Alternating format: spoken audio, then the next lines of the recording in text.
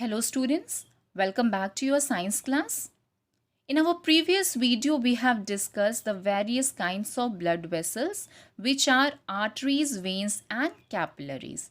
And at the same time, we also discussed the various functions that are carried by arteries. And that various functions were, the first one was arteries carry blood away from the heart.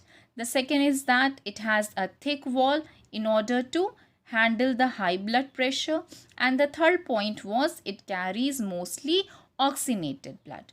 Now in today's topic we will study in detail what are the other two types of blood vessels and also what are the various functions that are carried out by them. So let's see the structure of veins here. Here you can see the first layer is endothelium. The second, which is yellow in color, is an elastic fiber. The third is smooth muscle and the fourth one is collagen fiber. Students, if you might have noticed here, you could have seen that the structure of the veins are thinner, or the wall of the vein is thinner in compared to the arteries. Arteries have thick wall-like structure and veins have a thin wall-like structure. And in the later video, we will discuss why they have a thin wall-like structure. So this was about the structure of veins. Now quickly see what are the functions that are performed by veins.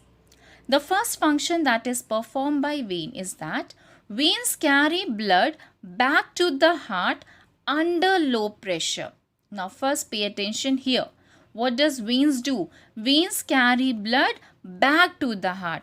Arteries, if you remember, it carries blood away from the heart, and veins carry blood back to the heart, or you can say veins carry blood towards the heart and arteries carry blood away from the heart.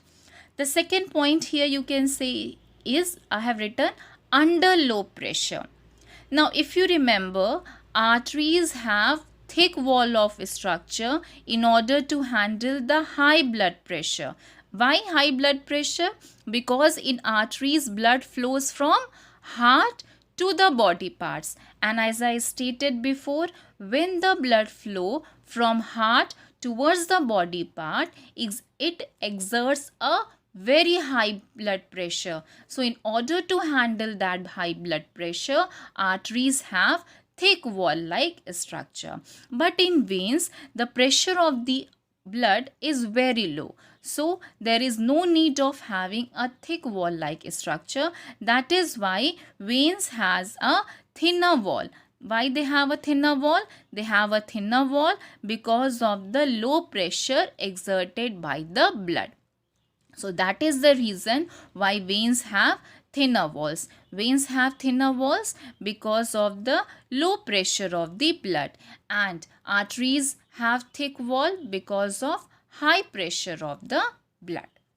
The third point says that it carries mostly deoxygenated blood. What veins carry? Veins carry deoxygenated blood. Arteries carry oxygenated blood. Veins carry deoxygenated blood. But there is an exception. Exception is that the pulmonary veins, which brings pure blood from the lungs. This pulmonary veins, what does it carry? It carry pure blood, or you can say it carry oxygenated blood from the lungs. And the fourth point says that it has a wall. And what does this wall do? It controls the flow of blood in one direction. So veins have thinner wall as well as they have a walls, and these walls control the flow of blood in one direction. So this was about the function that are performed by veins. The first and foremost is carry blood back to the heart, has a thinner wall, carries mostly deoxygenated blood, and also it has a wall. And what does this wall do? It controls the flow of blood in one direction.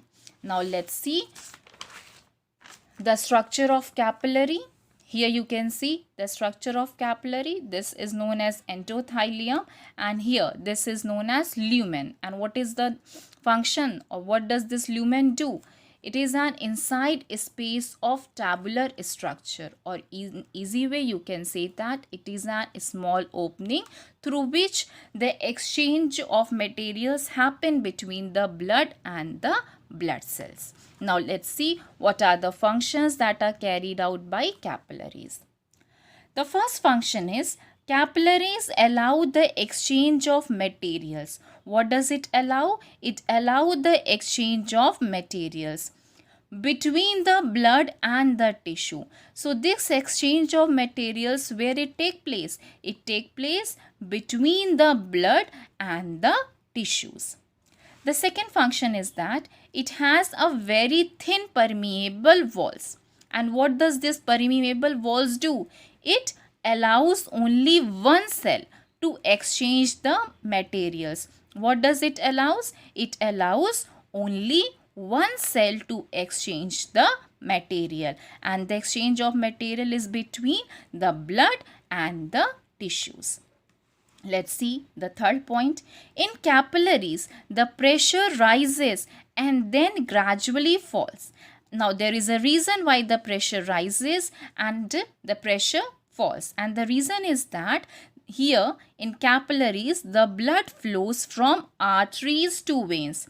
If you remember the structure of capillaries, capillaries joint, or it act as a connective tissue between the arteries and veins. So when it carries the blood from the arteries, at that time the pressure is high, and when it carries the blood towards the veins, at that time the pressure is low, or the pressure falls down. Therefore, in capillaries the pressure rises and then it gradually falls, because the blood flows from arteries to veins. So this was about the function that are performed by capillaries.